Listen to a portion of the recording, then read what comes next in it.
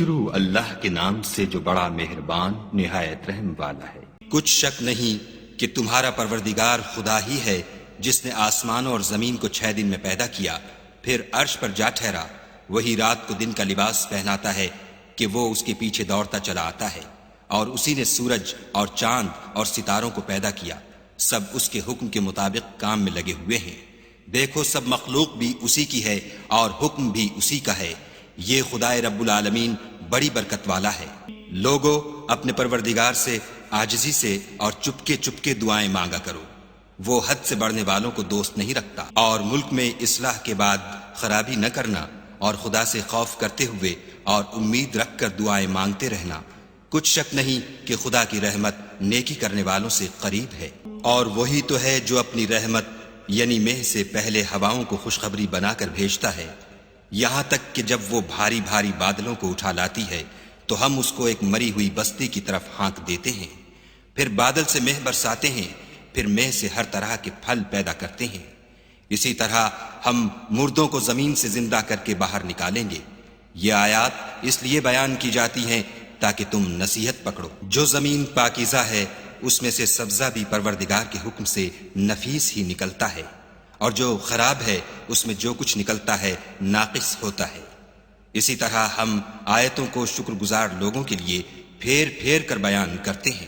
ہم نے نوح کو ان کی قوم کی طرف بھیجا تو انہوں نے ان سے کہا، اے میری برادری کے لوگو، خدا کی عبادت کرو، اس کے سوا تمہارا کوئی معبود نہیں۔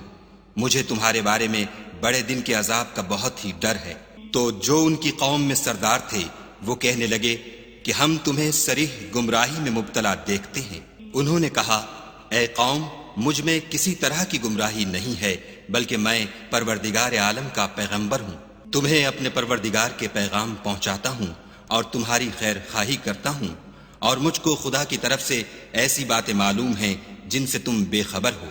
کیا تم کو اس بات سے تعجب ہوا ہے کہ تم میں سے ایک شخص کے ہاتھ تمہارے پروردگار کی طرف سے تمہارے پاس نصیحت آئی تاکہ وہ تم کو ڈرائے اور تاکہ تم پرہیزگار بنو اور تاکہ تم پر رحم کیا جائے؟ مگر ان لوگوں نے ان کی تکذیب کی تو ہم نے نوح کو اور جو ان کے ساتھ کشتی میں سوار تھے ان کو تو بچا لیا، اور جن لوگوں نے ہماری آیتوں کو جھٹلایا تھا انہیں غرق کر دیا۔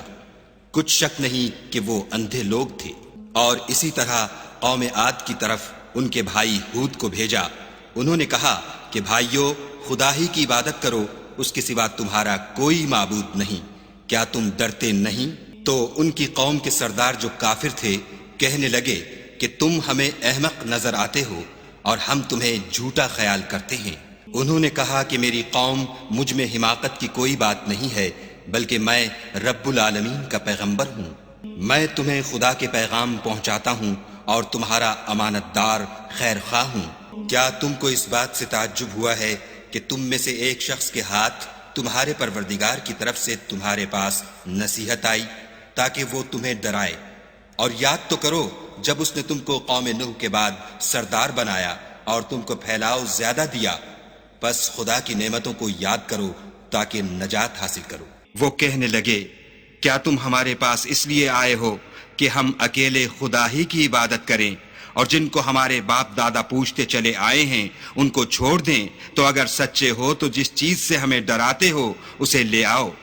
ہود نے کہا کہ تمہارے پروردگار کی طرف سے تم پر عذاب اور غضب کا نازل ہونا مقرر ہو چکا ہے۔ کیا تم مجھ سے ایسے ناموں کے بارے میں جھگڑتے ہو جو تم نے اور تمہارے باپ دادا نے اپنی طرف سے رکھ لیے ہیں، جن کی خدا نے کوئی سند نازل نہیں کی؟ تو تم بھی انتظار کرو، میں بھی تمہارے ساتھ انتظار کرتا ہوں۔ پھر ہم نے ہود کو اور جو لوگ ان کے ساتھ تھے ان کو نجات بخشی، اور جنہوں نے ہماری آیتوں کو جھٹلایا تھا ان کی جڑ کاٹ دی، اور وہ ایمان لانے والے تھے ہی نہیں۔